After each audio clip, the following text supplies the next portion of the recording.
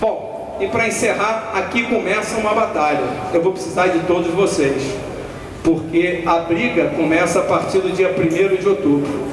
Depois de 1º de outubro, em que vão ser caracterizadas todas as chapas, e aí nós vamos ter que brigar para catar os sócios, principalmente os sócios que não têm o hábito de votar no Flamengo.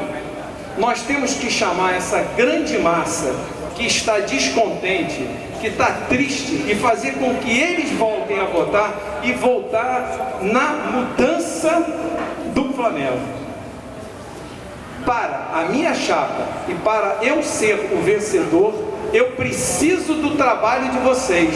Eu preciso que vocês nos ajudem. Muda Flamengo!